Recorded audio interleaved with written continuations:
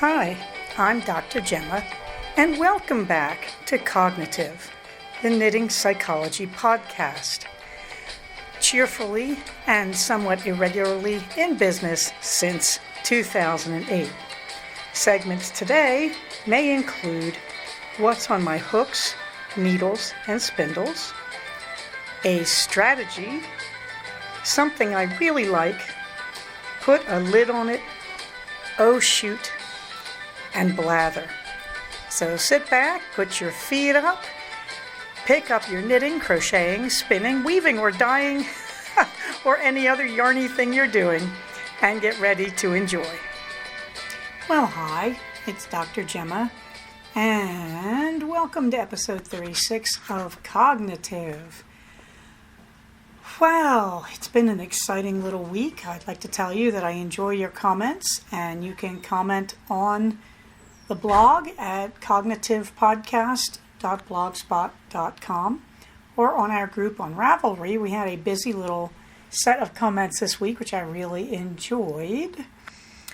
Let's see, in fact, that will take me right into the warm thanks department, skipping those nasty notes at the top of my episode every week.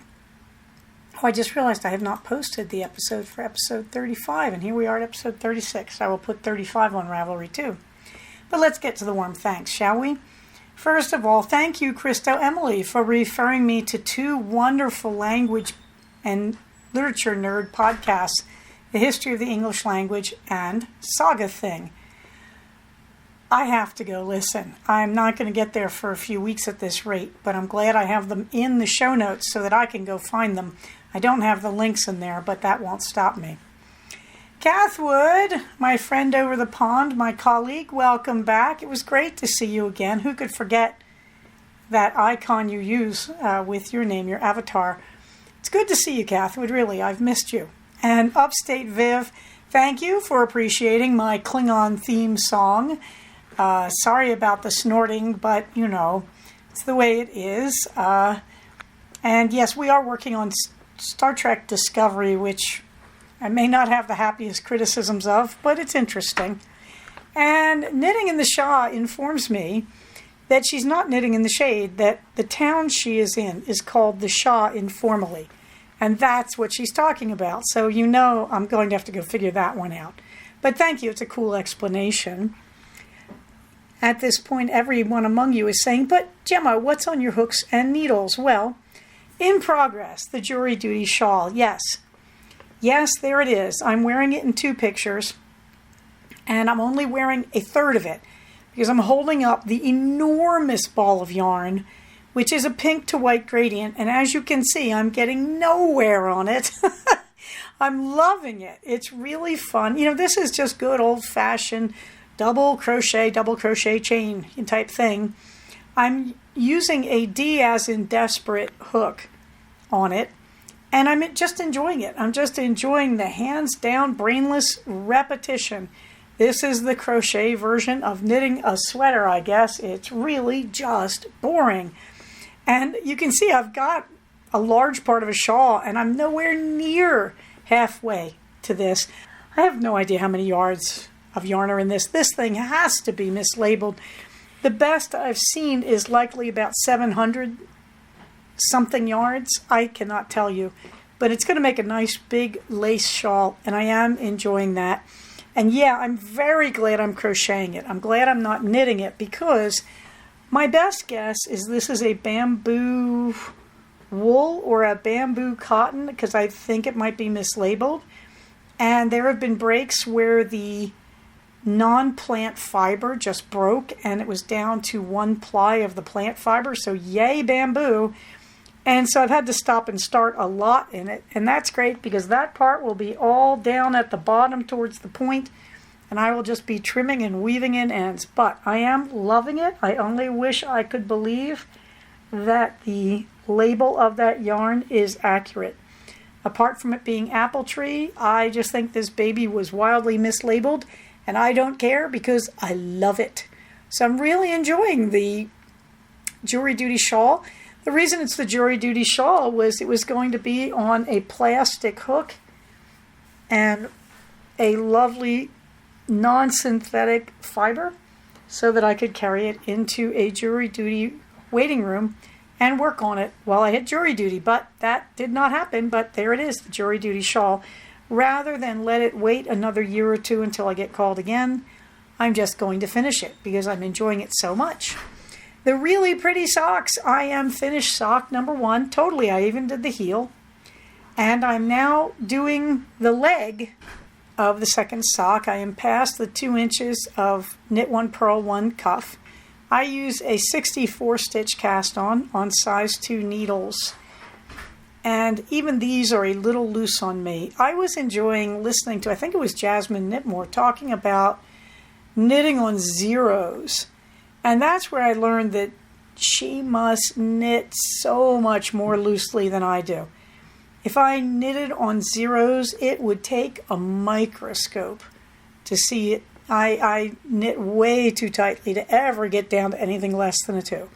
So in case you're wondering, my standard sock is on size 2 needles with 64 stitches. I tried going down to 56 and it was just a little too tight, and at 64 it's a little too loose. I know what you're thinking, but I tried smaller needles, not a good idea. The wild lettuce shawl, there is cause for joy. I picked it up over the July 4th weekend and I worked on the knitted on lace edging, and I got past the midpoint. The count came out perfect. We are now going up the second side and I will be finished. We're heading towards the end. I believe it has 15 more repeats. Alas, this past weekend I thought I might even do another repeat per day, and I have failed. I look at it sadly as it sits next to me. But if you'd like to see it, I put up pictures of, there is the detail of the lace edging, which is just this beautiful double chevron. It's just a very, very pretty edging, and certainly worth doing on any shawl, even if you don't use the lace pattern at the center of this shawl. It's just a beautiful pattern. And then I have a picture of the shawl with the edge that's finished. And you can see my rescue line still in there. I have no idea why I haven't pulled that rescue line out. I think it's like boldly declaring to the world that I'm not finished yet. Twin Faces vest. I hope she's mailed it to me. I don't know where it is. I'd love to get it done. If it arrives, it will take precedence right away to finish by our birthday in early September. The temperature blanket, I have written here that it's caught up. I actually, today as I say this, today will be the 3rd day I haven't worked on it, so I need to catch up. The rows are orange, so it's just a matter of getting comfortable in a chair and doing orange until my brains fall out. That's okay. We've been in the 90s and I'm grateful because the hundreds are just too much. This reminds me to say that I was kvetching last time that I could not get the color rouge that I'm using for 101 to 109 degrees. I was able to get it. I ordered a couple more balls of it because, alas, I fear before the summer is over. Yes. So I'm now awaiting delivery. I ordered 2 balls of most of the colors that I've already used because it's obvious I'll be using them again. At any rate, the temperature blanket is beautiful and it's quite orange these days. Oh, what else? What else? Dizzy Blondes. Oh, Dizzy Blondes. My goodness. Well, first there is a gradient from Greenwood Fiberworks, and it's called Twilight, which doesn't begin to describe it. It started with a red violet, went into a more muted red violet, went into a charcoal. Oh, I can't think. And then it went into a dark teal with charcoal, and then went into a brighter teal with charcoal. And I ended up chain plying this, even though I was concerned my chain plying was not good. It's breathtakingly beautiful, and it came out at a wonderful worsted weight. The only question is what to do with it because it is so sensationally lovely.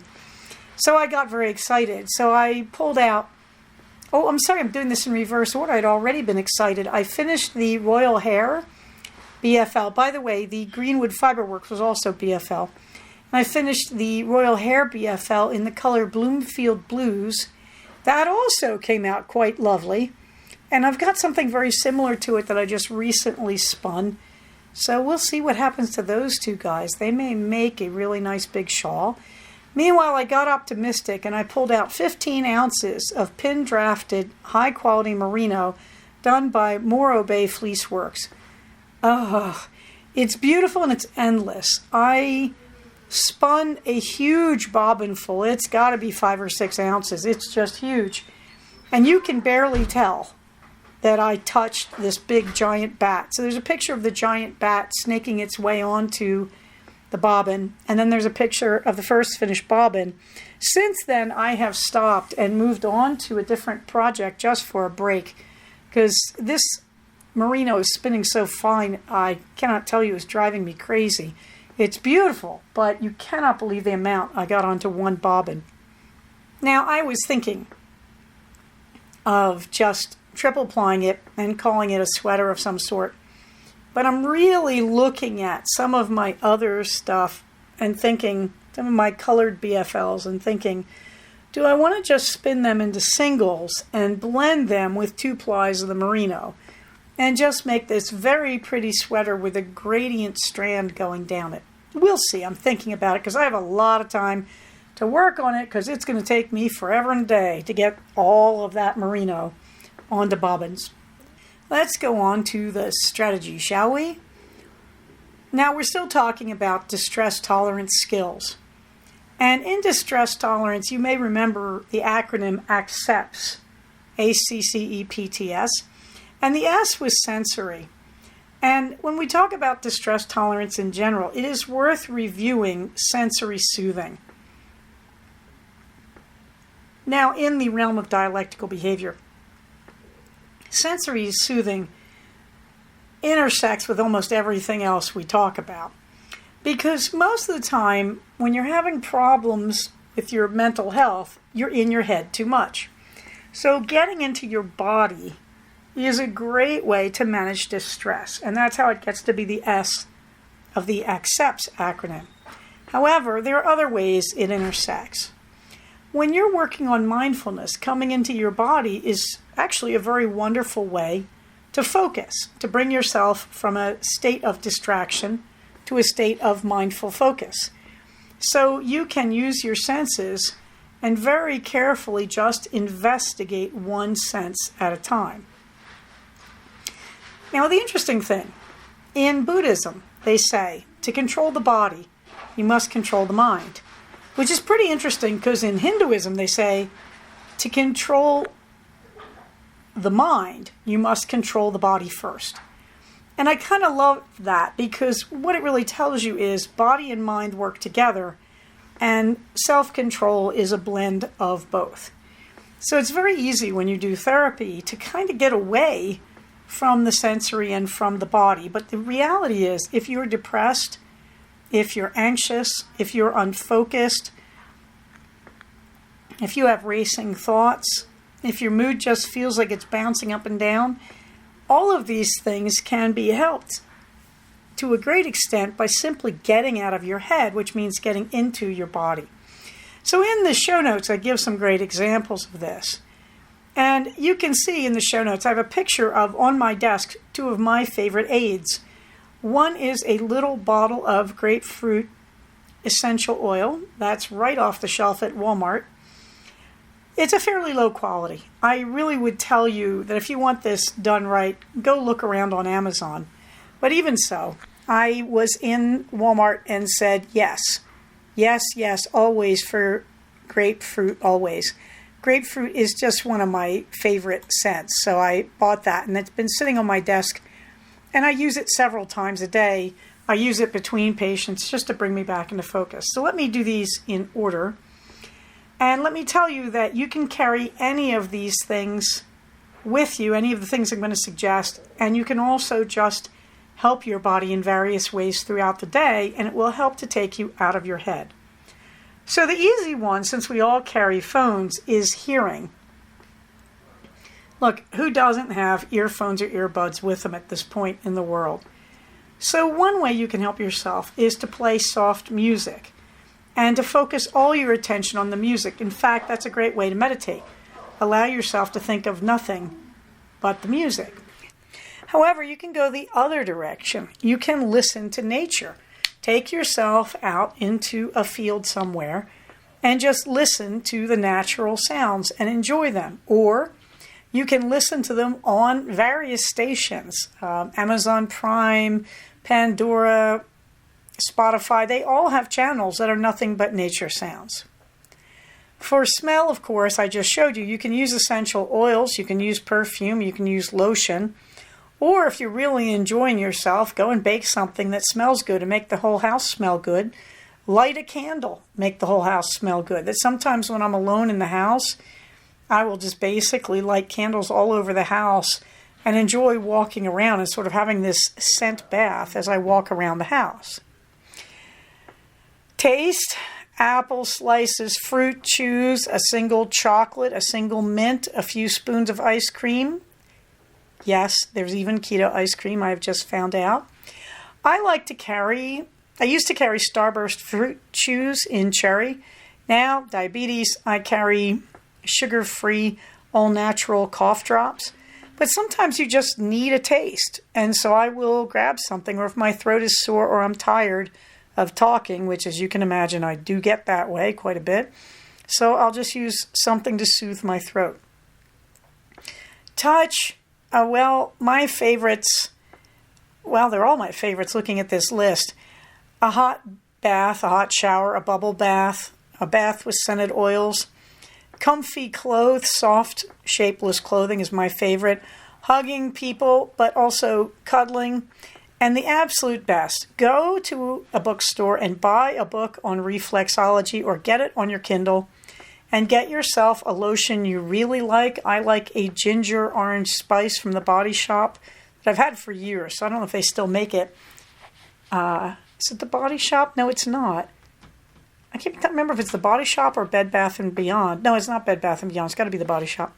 At any rate, this is how many years I've had this stuff. But I use that lotion and I give my feet a very careful massage. And learning to do your own reflexology on your feet is amazing.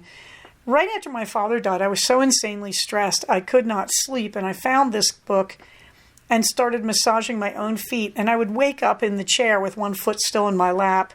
I never got to the second foot. That it is a wonderful skill to teach yourself. It's very worth the effort.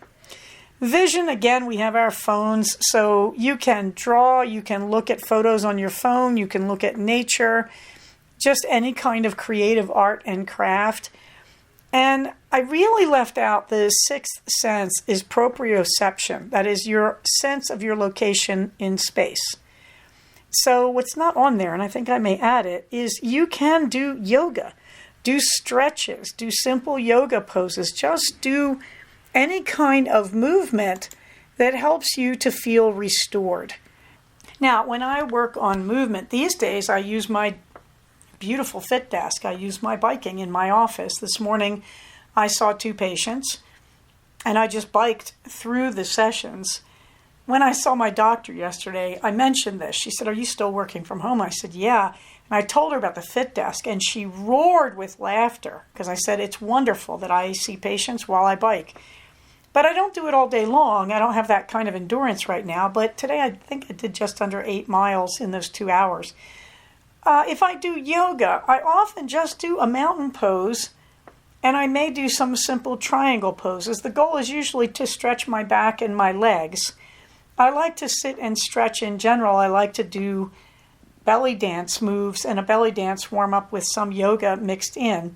Usually I like to do this for about 10 minutes. I'll play a couple John Denver songs on Alexa and I have them timed and I will do about 10 minutes. And the first 5 are my yoga routine with dance stretches, followed by just sitting quietly and meditating. I don't have an answer for that. And meditating on the music. Bonus points if you go hiking. If you go hiking out in nature, you're just about killing it here. You're going to hear nature sounds. You're going to smell fresh air and maybe some nice forest smell. You're going to taste that fresh air if you're not in a polluted place. You can touch tree bark and smooth rocks. You're looking at calming landscaping and you're moving through the most beautiful thing you can. So, yeah, hiking is kind of a sensory giant spa. Put a lid on it. Oh, I forgot to tell you, my picture here, underneath my essential oil, there's a little tiny emery board. Yes, I often file my nails. It's a great sensory experience, and you come out looking better. So I keep that on my desk, and sometimes if I don't feel like filing my nails, I'll just rub my fingertips on the rough surface. Now, on to put a lid on it. This is very simple. I learned this from an episode of The Bionic Woman back in the late 70s, and I didn't pay attention to it till recently. But in one episode, Jamie Summers asks her boyfriend to put a spoonful of cocoa powder into her fresh brewed coffee. I tried it and thought it was lousy. Years ago. I have no idea why or how I got that wrong. But to be honest, I have gotten really hooked on this. It is best in a fresh brew. It is not as noticeable in a Keurig brewed cup of coffee. I think because Keurig is not really brewed, it's just instant coffee with hot water racing through it. But when I brew coffee in my French press and I put cocoa powder in it, it's awesome. That and a little swerve, and I have one heck of a beautiful cup in the morning. Where it really shines, iced coffee. Make it up at night and put it in the refrigerator. I put a big spoon of swerve. I have a little scoop in my cocoa container, so it's half a scoop. It's probably about a teaspoon. And then I add cream to my coffee as well. And I just I stir it all up and put it in the fridge. Wow, in the morning, that is the best iced coffee ever. The iced state brings out more of the flavor of the coffee and the cocoa powder and the milk. It's like chocolate milk mocha. It's wonderful. Oh, shoot. Yes. I seem to have gotten myself up to 3 days of biking per week. So there's last week's, and what do I have there? I have 16, not bad. I have 23, about 24 miles there for last week. They were a bit short, I admit, except on Sunday I was talking to one of my friends and just had a huge, long 11-mile ride and loved it. Yeah, that's what I'm doing. My exercise is the Fit Desk. To my horror, I have gained weight during the pandemic. I had not realized that. I'm not sure how. My doctor kind of blew it off as, well, you were probably stressed like all the rest of us. Don't worry about it. But I gained too much. So I am really glad now to have the Fit Desk and to be working on this. No, you don't lose weight through exercise. Get it through your head. Exercise tones your body and makes it a more effective fuel-burning machine. So if you want your car to move, you give it energy. You give it gas. That makes your car move. Okay? Why do you tune your car up? Because it uses the gas more efficiently. Same with exercise. You're the car. The tune-up is the exercise. The energy you give your body to exercise is food. So you eat food and your exercise is a tune-up so that you burn the food more effectively. And you don't get things like diabetes unless you stop doing marathoning.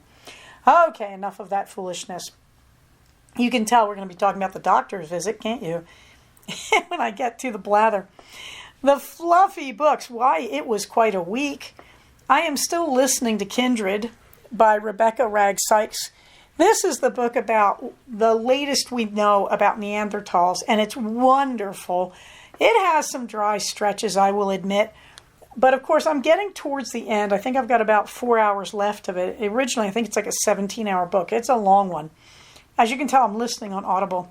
But she's up to what we know about their brain capacity and about culture. And it's very, very, very interesting.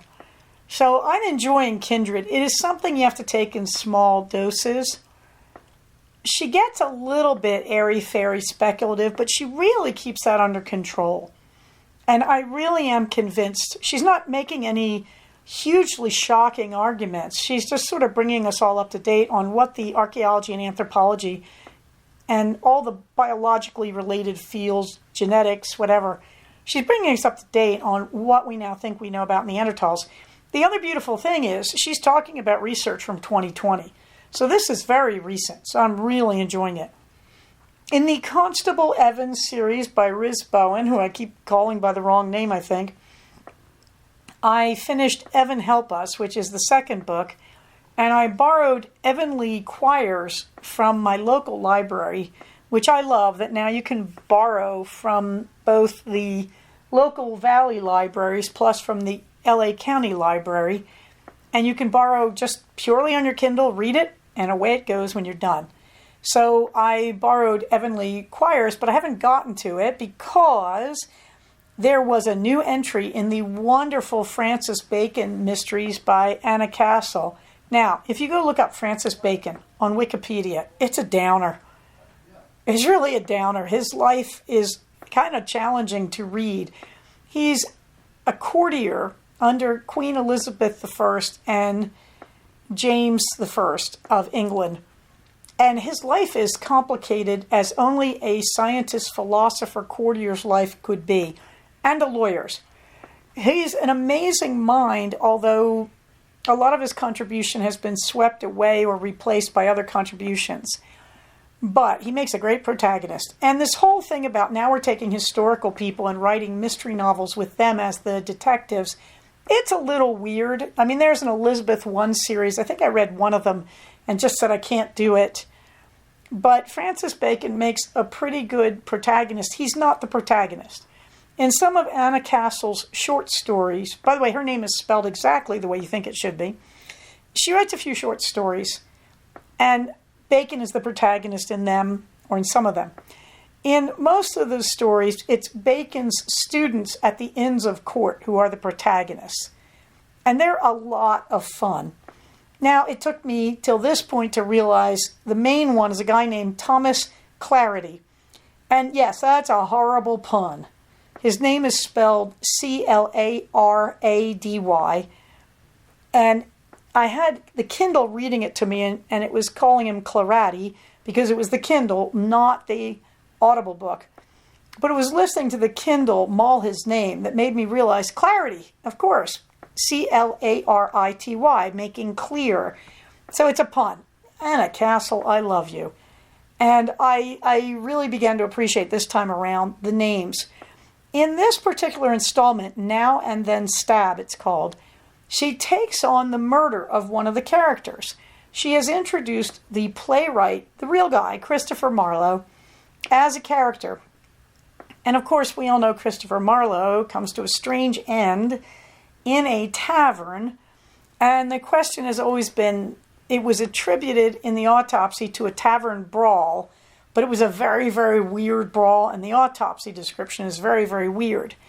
And it is believed that Marlowe was actually a spy. He was an intelligencer, although who he was working for is not quite clear. And there are various theories. And apparently, now we know he was at a meeting, and there were several other intelligencers, and there was one guy who seems to have been questioning him for hours, and then mysteriously, he gets killed. So, Marlowe's best biographer is my former mentor at Stanford, a guy named David Riggs, who is still with us, bless him. His birthday was July 4th, in fact. David gets it right, that there are many books speculating who Marlowe worked for, what actually happened at the tavern. David Riggs gets it right in his biography of Marlowe. He just says, we don't know spit. We're guessing. And he said, you know, if he was an intelligencer, a spy for somebody, we are supposed to have to guess that these were spies, like the modern CIA. They're going to cover their work. But David makes the salient point that there's too much quote-unquote noise around Christopher Marlowe. And there's just too many weird things you can't explain about his timeline that makes it look like he was indeed a spy for one of the court factions, and he kind of bought it because of that. It was an enormous loss to English literature and drama. Marlowe, even Shakespeare basically said Marlowe was better at the poetic line than Shakespeare. Now, for my money, Shakespeare is far better at plot. And Shakespeare takes on some of Marlowe's plays and rewrites them, and I much prefer Shakespeare's to Marlowe's.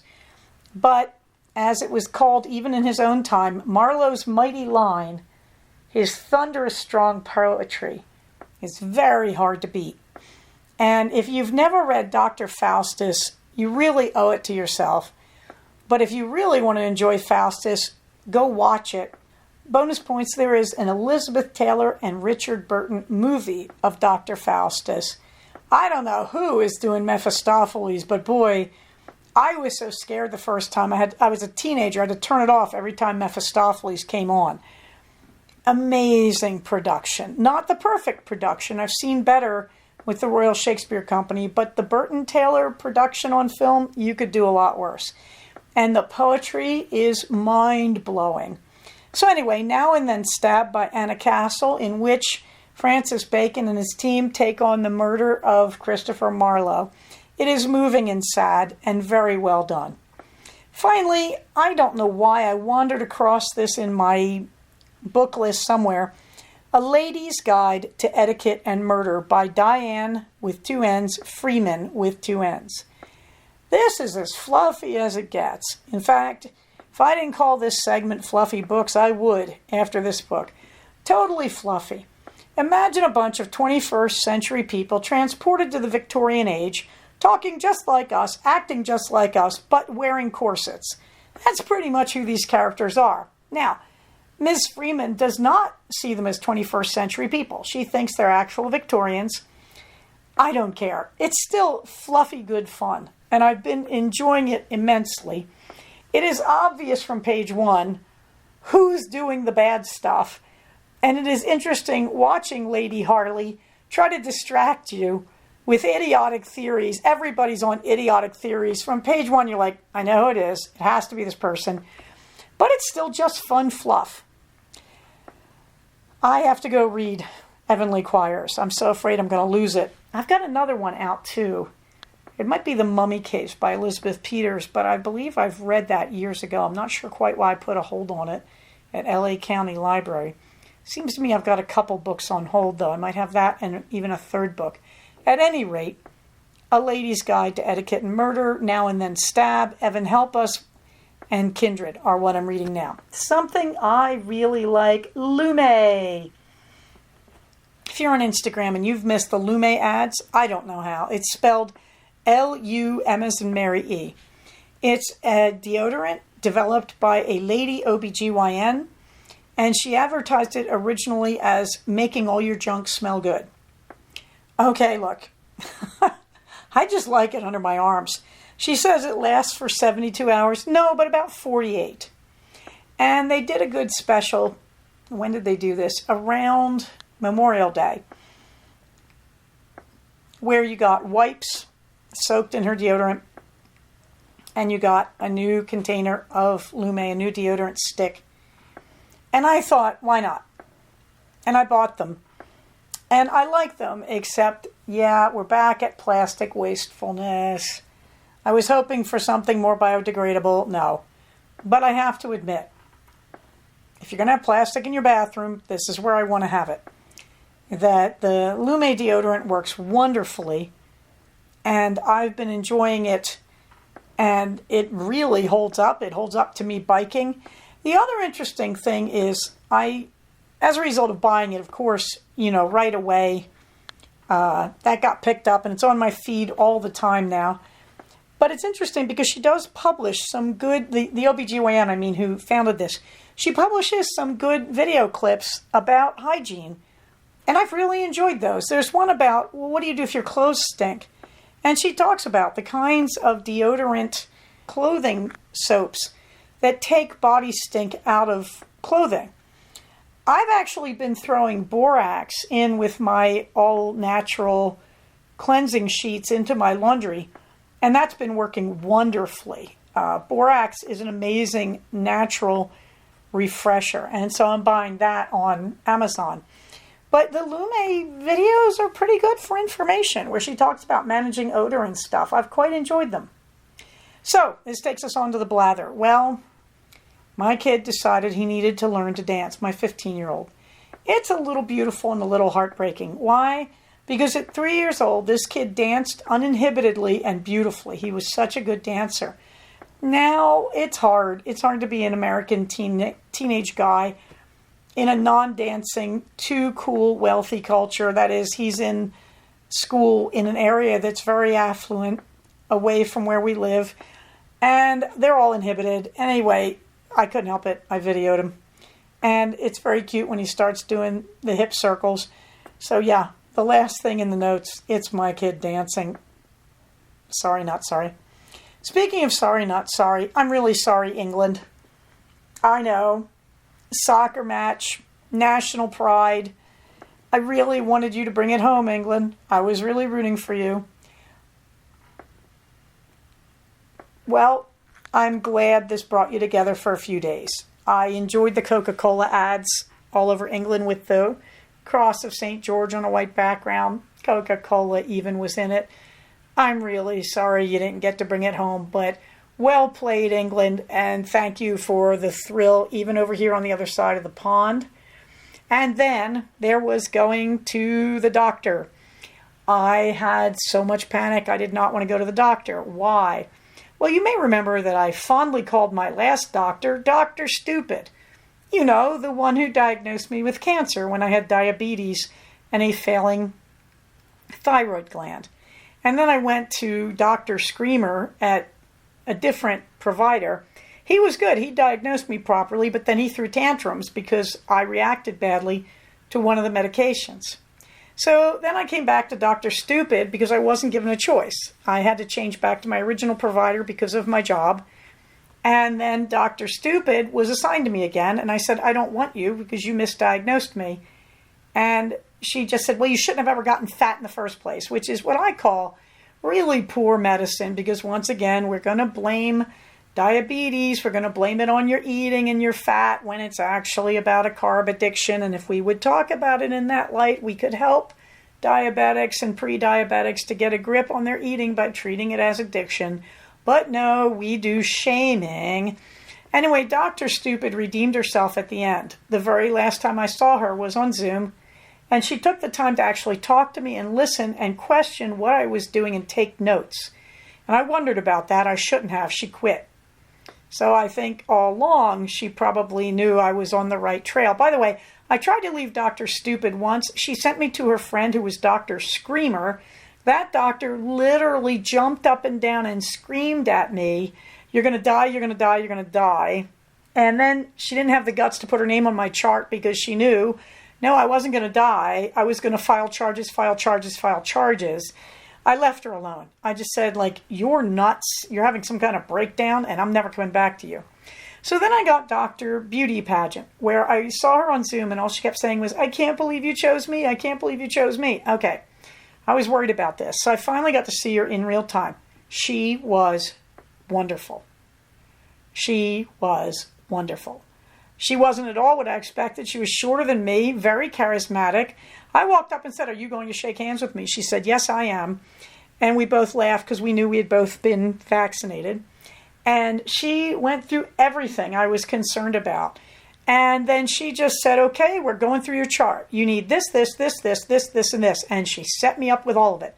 I walked out with a shingles shot. I walked out with my next appointment in 6 months scheduled. I walked out with a diabetic eye exam scheduled. I walked out with a mammogram scheduled. I walked out with the sample kit for a feces sample for colon cancer.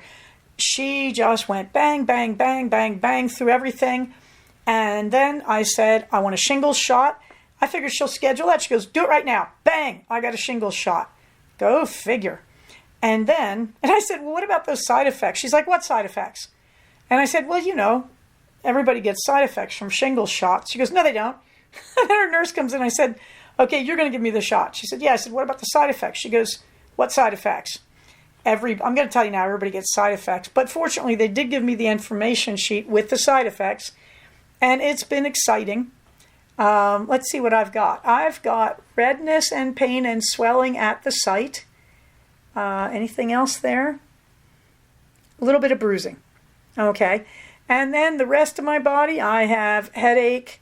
I was shivering a little yesterday, but I'm over that. No fever. Myalgia, you betcha. Back pain like out the wazoo.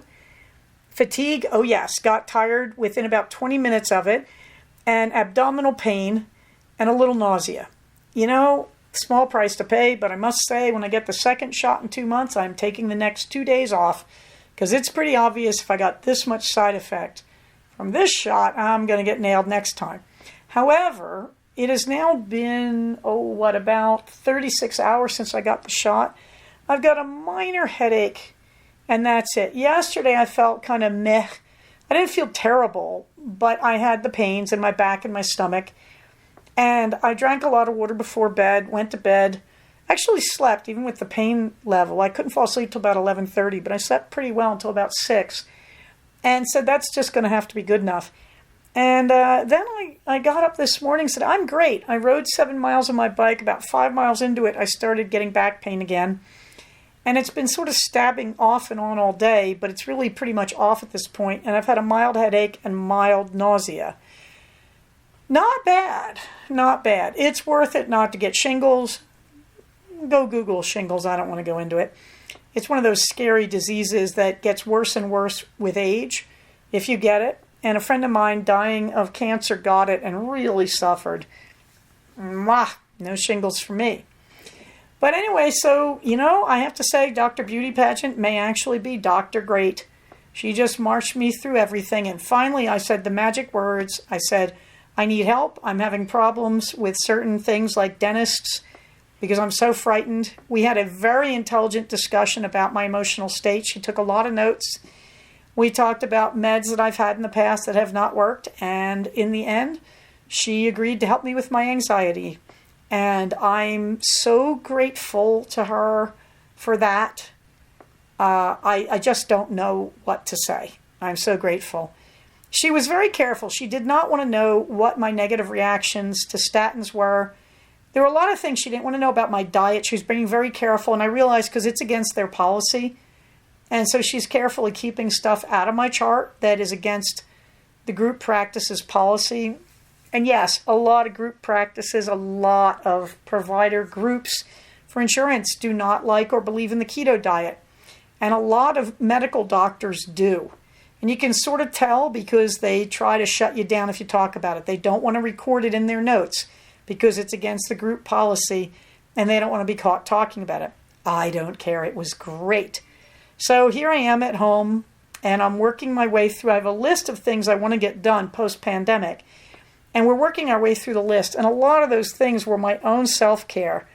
And it is such an enormous relief to just be knocking these things off the list. So next week I get my mammogram. And, also on the rest of my list, Eleanor, I'm trying to get her an appointment for a grooming. We're working our way down everything. And it's such an immense relief. My son went to the dentist today. That was great. We're just working our way down everything. So there we go. Well, that was short and sweet, and I even have to edit things out of it. How wonderful. Well, you can tell when you're talking about your doctor's visits, you think, oh, I have grown old and boring. Interestingly enough, I went onto Instagram, and I was listening on July 9th. I listened to my porch swing from July 9th, 2020. And I would tell you, if you recorded anything in 2020, go back and listen to it. And those of you who are following me on Instagram, and no, I'm not taking new followers because too many weirds have come out of the woodwork. Thank you, Trumpsters. But, go back and look at these things. It really is amazing, the difference in mood and tension level. And I think that was one of the things my doctor said was, I said, I've gained almost 20 pounds. I can't believe this. And she said, you're not sleeping. You're way stressed. You're way tense. She said, that's going to do it. But she said, your sugar is still good. And that's what you need to hold on to, is that your sugar is still good. And so she said, just keep doing what you're doing and you'll get it back. And that's pretty much what's happening. I realized, yes, I'm exercising again and I'm way happy to be doing it. So there we go. So everything is pretty good out here on the farm and we're all doing pretty okay. And not much is going on. Minerva doesn't get the last word. I gave the last word to my son. And the last word is my son dancing. So enjoy that video when you get to it. Okay. And show notes again at cognitivepodcast.blogspot.com or on our group on Ravelry. So on all this wonderful, happy stuff. I'm going to say, everybody, remember, people under the age of 12 are not yet vaccinated. Please remember that when you're in public. Please wear your mask, particularly around young children. Please continue to observe social distancing. Please wash your hands. Please get vaccinated if you haven't. I'm amazed. I'm still running into people who haven't. I ran into someone today who's going to Reno to gamble and party with no vaccination. Yeah. You know, as someone famously said, there just is no cure for stupid. All I can tell you is, everybody, please stay safe, take care of each other, and I'll talk to you soon. Bye-bye. So we have come to the end of another episode of Cognitive. Please do not use this podcast to diagnose yourself. If you think you are having a mental health problem, please contact a licensed mental health professional. Show notes for these episodes can be found at cognitivepodcast, all one word, .blogspot.com. Episodes can be found at iTunes under the name Cognitive Podcast, but also can be found posted next to the show notes on the Blogspot page. Thank you so much for listening. Everybody, stay safe, take care of each other, and I'll talk to you soon. Bye-bye.